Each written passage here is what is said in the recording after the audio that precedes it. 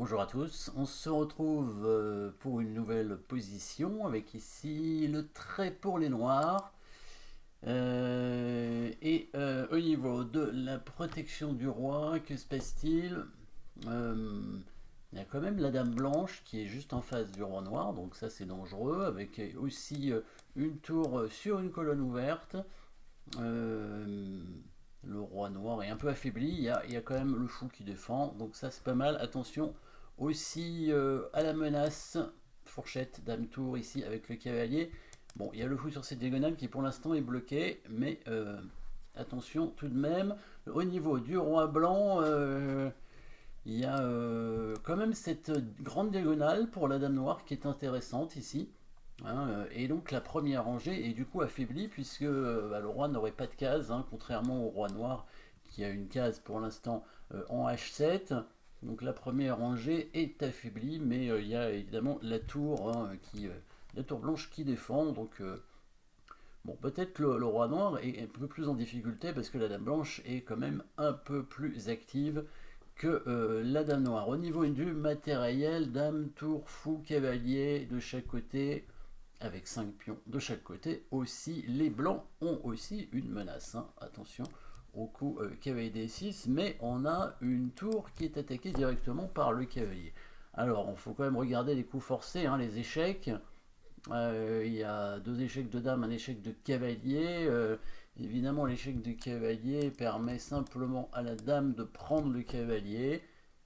Et par la suite, on voit pas trop l'intérêt. Alors le fou ici est pas protégé, mais quand la dame prend le cavalier, il vient protéger le fou. Donc on récupère pas le fou derrière, donc pas d'intérêt. Et faire échec avec la dame ne donne pas vraiment d'intérêt non plus, en tout cas pour l'instant, ça c'est sûr.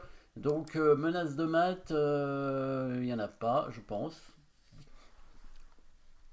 Et donc on va regarder simplement les coups forcés simples, qui bon, pour l'attaque de la dame, on pourrait éventuellement attaquer la dame.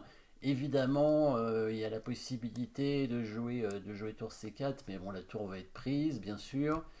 Ou bien dame E4, qui est possibilité pour attaquer la dame, puisque la dame blanche n'est pas protégée, et que le cavalier protège la dame. Donc ce sera un échange, dame E4 qui est une possibilité avec sur dame prend dame, cavalier qui reprend. Après, il y aurait certainement un échange de fous, et les blancs à la fin récupéraient certainement ce pion avec une finale avec probablement un pion d'avance pour les blancs. Donc pas très intéressant pour les noirs. Donc coup forcé ici qui nous reste, c'est simplement la prise de la tour, qui on n'a pas regardé. On pourrait plus regarder ça tout de suite, mais bon, on met ça, on fait quand même les coups dans l'ordre, c'est mieux. Cavalier prend tour, évidemment il y a la tour en prise, sauf que les blancs avaient prévu certainement le coup fou prend fou ici, puisque quand le cavalier bouge, le fou maintenant est attaqué, est en prise même, puisque on note le clouage de la dame blanche sur le pion G7 ici. Et quand le fou prend en F6, c'est une menace de mat directement, avec le mat en G7. Et donc attention, il faut trouver une suite si on a une, évidemment, pour les noirs. Et ce serait la même chose si on prenait le cavalier d'ailleurs. Si on prend le cavalier, parce que c'est vrai qu'il y a aussi le cavalier en prise, il y a la tour, mais il y a aussi le cavalier en B5 qui n'est pas protégé, et à ce moment-là, pareil, les blancs prendraient le fou en F6. Donc est-ce qu'il y a une suite derrière? Il faut toujours regarder quand même les coups forcés après. Donc on a vu donc que le fou va prendre en F6. Quel est le mieux? A priori c'est mieux de prendre la pièce la plus importante, la tour quand même.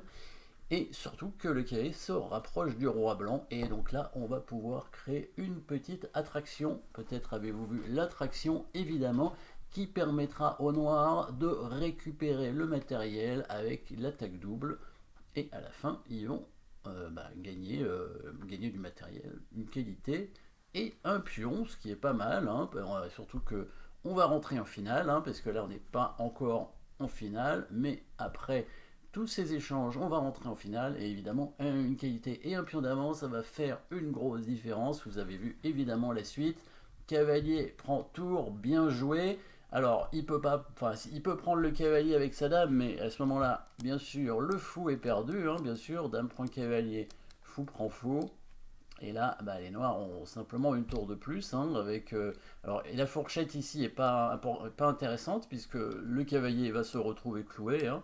On va clouer le cavalier, donc on peut jouer tour D8 ou dame D7, hein, au choix, puisque la dame n'est pas protégée, donc on peut faire dame D7 par exemple, voilà. On cloue le cavalier qui peut pas prendre la tour, sinon il y a la dame derrière, hein. L'autre coup, c'est tour D8 aussi, hein, qui est possible, puisque de toute façon, on est d'accord pour échanger les dames, hein. S'il prend la dame, on prend sa dame.